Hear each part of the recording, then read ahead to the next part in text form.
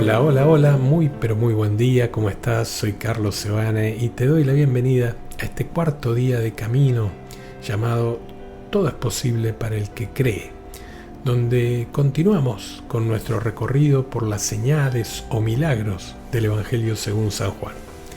Y llegamos hoy al cuarto milagro que está narrado en el capítulo 6. Por lo tanto, te invito a abrir tu Biblia o tu Nuevo Testamento allí, en el capítulo 6 del Evangelio de Juan, donde encontramos la alimentación milagrosa de los 5.000. Este es el único milagro de Jesús que relatan los 4 evangelistas. Recordemos que Juan llamaba a los milagros señales, porque indican que cumplían un propósito. Leemos en el versículo 1: Después de esto Jesús atravesó el mar de Galilea llamado Tiberíades. Lo seguía una gran multitud al ver los signos que hacía curando a los enfermos. Vemos que una gran multitud seguía a Jesús por eso, por los milagros que hacía. En el versículo 3 leemos que Jesús subió a la montaña y se sentó allí con sus discípulos. Y en el versículo 4 leemos que se acercaba la Pascua, la fiesta de los judíos. La acción de subir a la montaña, de subir al monte, hace referencia a la subida de Moisés al monte Sinaí en los tiempos del Éxodo. El monte, la montaña, se relaciona con la alianza de Dios con su pueblo. Y Jesús está en ese lugar que se vincula con lo divino. La multitud ha venido a Él de una manera espontánea. Él es el pastor que camina delante de las ovejas y ellas la siguen porque conocen su voz. Y Juan también nos señala que se acercaba la Pascua judía. En ese tiempo se recordaba el éxodo de la esclavitud en Egipto y de alguna manera también se esperaba que llegara otra liberación. Sin duda, algunos deseaban que Jesús fuera el nuevo Moisés. Habían visto las señales que hacía, habían escuchado sus enseñanzas y lo estaban siguiendo alrededor del mar de Galilea.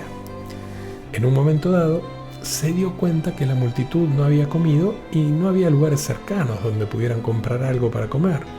Se calcula que habría unos 5.000 hombres, más las mujeres y los niños, aproximadamente más de 15.000 personas que tenían hambre. Y fíjense cómo el Señor no solo se ocupa del pan espiritual, sino que también se preocupa por lo material, en este caso por el pan necesario para vivir, porque al Señor no se le escapa ningún detalle. Leemos en el capítulo 5 que al levantar los ojos Jesús vio que una gran multitud acudía a Él y le dijo a Felipe: ¿dónde compraremos pan para darles de comer? Él decía esto para ponerlo a prueba porque sabía bien lo que iba a hacer. Nos imaginamos a Felipe, ¿verdad?, levantando la vista y viendo esa gran cantidad de gente, mientras pensaba: nosotros no tenemos lo necesario para las necesidades de tanta gente. Y seguramente muchas veces te has sentido como Felipe en ese momento, quedarnos paralizados por un nuevo desafío, por un cambio demasiado grande o por un dolor demasiado profundo. Leemos en el versículo 7: Felipe le respondió: 200 denarios no bastarían para que cada uno pudiera comer un pedazo de pan. Uno de sus discípulos, Andrés, el hermano de Simón Pedro, le dijo: aquí hay un niño que tiene 5 panes de cebada y 2 pescados, pero ¿qué es esto para tanta gente? Sin duda, había desaliento en la respuesta de Felipe, y en medio de esta frustración aparece en escena Andrés, y vislumbra una solución distinta, porque tal vez no se trata de comprar. Él se da cuenta de la presencia de un niño, en ese entonces el más débil de la sociedad, que tenía 5 panes y 2 peces, y se los presenta a Jesús, ciertamente con un poco de desánimo, diciendo: ¿qué es esto para tanta gente? Y muchas veces nosotros nos comportamos como ellos cuando nos toca afrontar una situación difícil y no sabemos qué hacer. Nos frustramos y al final dejamos las cosas como están. No buscamos otras alternativas, no dejamos que el Señor intervenga y que haga su voluntad. Porque noten este detalle: Jesús vio toda esa gente. Felipe no vio dónde encontrar ayuda para tanta gente, y Andrés tuvo una idea, pero la descartó enseguida al notar que había tanta gente. Tal vez en tu caso no estés frente a las necesidades de tanta gente, pero sí estás frente a muchas cuentas por pagar, frente a las sesiones que aún faltan de quimioterapia, frente a tantos días cuidando a un enfermo. Sea lo que sea, muchas veces la demanda supera lo que tenemos y terminamos sintiéndonos sin esperanza como Felipe o con pocos recursos como Andrés. Y terminamos haciendo lo mismo que ellos. Contamos la gente hambrienta, contamos el dinero que tenemos, contamos los panes y los peces, pero no contamos al Señor. Y Él estaba allí con ellos, podían verlo, escucharlo, tocarlo, pero aún así no se les ocurrió pedirle que se haga cargo de la situación. De todos modos, como siempre, Jesús se hizo cargo. Jesús les respondió: háganlos sentar. Había mucho pasto en ese lugar, todos se sentaron y eran unos 5.000 hombres. Jesús tomó los panes, dio gracias y los distribuyó a los que estaban sentados. Lo mismo hizo con los pescados, dándoles todo lo que quisieron. Cuando todos quedaron satisfechos, Jesús dijo a sus discípulos: recojan los pedazos que sobran para que no se pierda nada. Los recogieron y llenaron 12 canastas con los pedazos que sobraron de los 5 panes de cebada. Y Jesús soluciona el problema de la escasez tomando los panes de la misma comunidad, como indicando que es la misma comunidad la que tiene la solución para resolver sus necesidades. Probablemente en nuestras comunidades tengamos que aprender aún a apreciar nuestros recursos y proveer todo aquello que sea necesario para el bien común de nuestros hermanos más necesitados. Y notemos también que Jesús, antes de dar de comer a la gente, da gracias a Dios. Y con este gesto, el Señor quiere enseñarnos que todo lo que tenemos proviene de Dios, es gracias a su misericordia. Y por ello es necesario darle gracias. Porque la acción de gracias, la gratitud, precede al milagro, precede a la abundancia. Luego de dar gracias, los panes y los peces se van a multiplicar para dar de comer a la multitud hambrienta, de pan material y de pan espiritual. Y así Jesús nos enseña que Él es el pan de vida, pero también quiere indicarnos cuál es nuestra misión como comunidad de fe. Y es manifestar la generosidad del Padre, compartiendo los dones que de Él hemos recibido. Ahora imaginen a toda esa gente satisfecha, recostada sobre el pasto, saciados. Y dice el texto que sobraron 12 canastas llenas. Imagino que quedó una para cada discípulo, para que mientras descendían del monte, cada uno de ellos cargara con dificultad una canasta mientras se preguntaba: ¿cómo hizo esto? Y mientras tanto, Jesús bajaba sonriendo tranquilo. El desafío imposible de alimentar a toda esa gente se convirtió en el milagro de toda esa gente alimentada y satisfecha. Es que lo que nosotros no podemos hacer, Él sí puede hacerlo. Y los problemas que tenemos que enfrentar a diario son las oportunidades ideales para que el Señor se manifieste maravillosamente en nuestra vida. Como alguien dijo alguna vez, si estás en problemas, eres un serio candidato a que te ocurra un milagro. Si ves tus problemas solo como dificultades y dolor, te vas a convertir de a poco en una persona resentida y enojada. Pero si ves esas dificultades como oportunidades para confiar en Dios y en su capacidad de multiplicar lo que pongas en sus manos, cualquier situación va a ser una excusa para que tu fe crezca. Por eso, si estás con muchos problemas, digamos unos 15.000, antes de contar tu dinero, antes de contar los poquitos panes y los peces, contá al Señor, porque Él te va a ayudar para hacer posible lo imposible.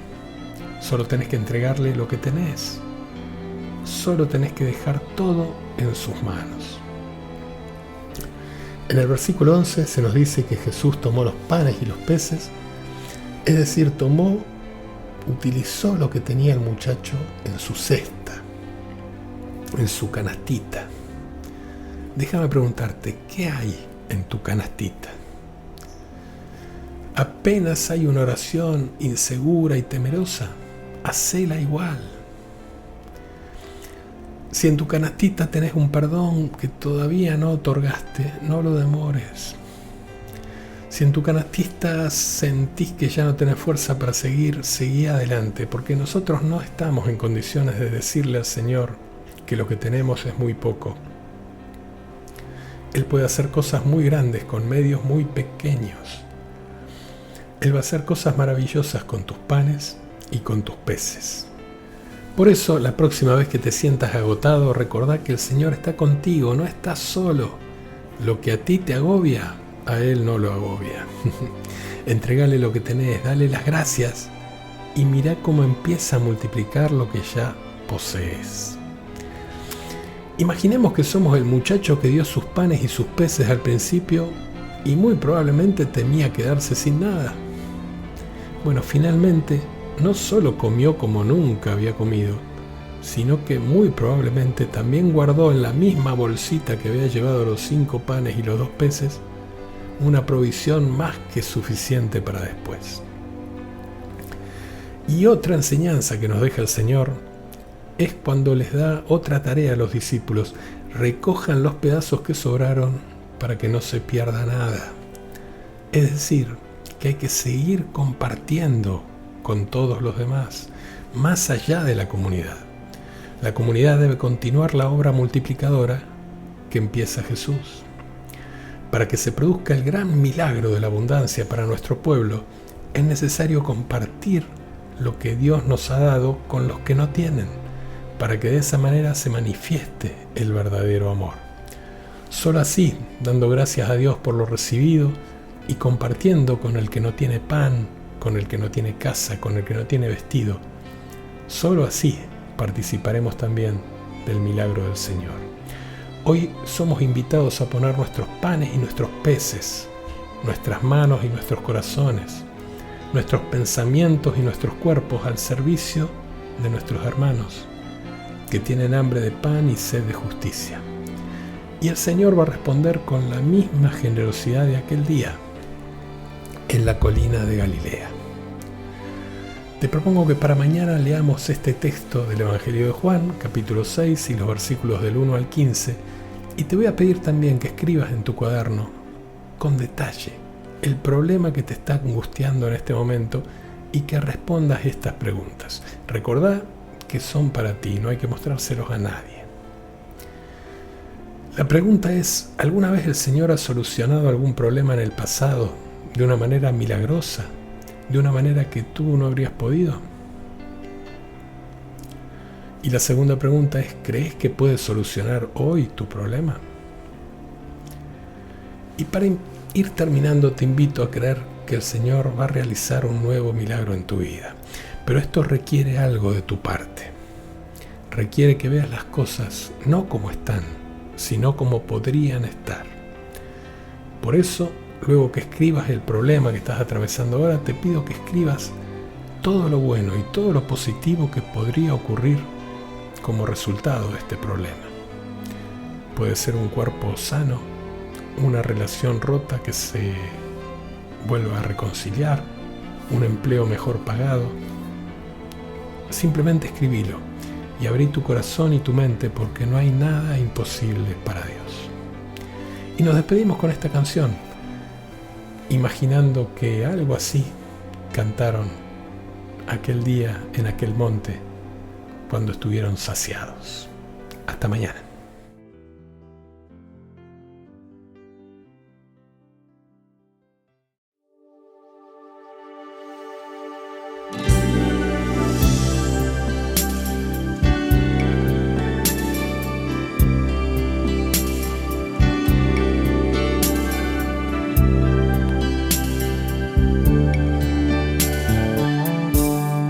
Qué bien se está aquí, Señor. No hay otro lugar donde estar mejor. Tu mano nos guía, tu amor nos protege, confiamos en ti. Qué bien se está aquí, Señor. No hay otro lugar donde estar mejor. Tu mano nos guía, tu amor nos protege, confiamos en ti.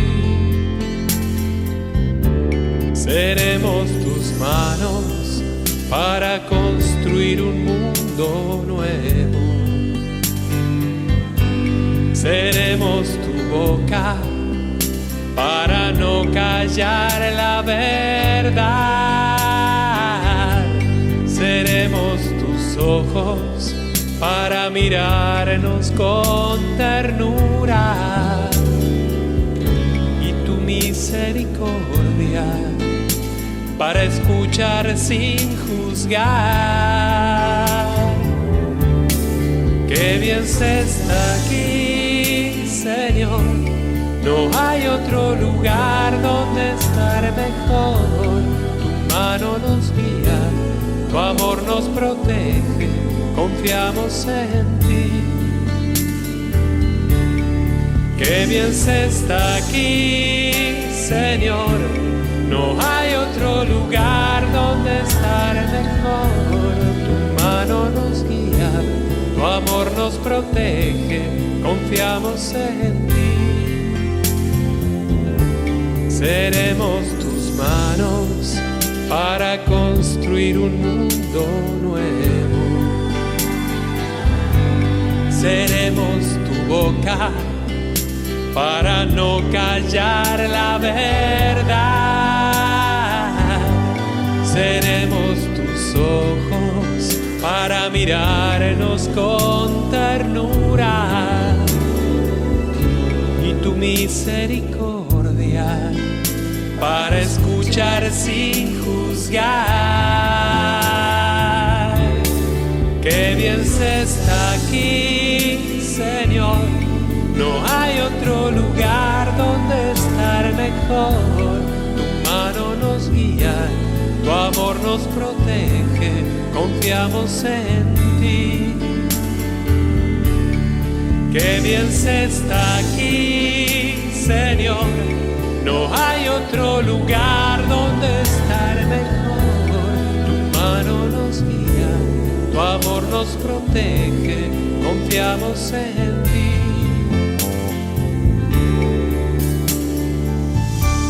Confiamos en ti.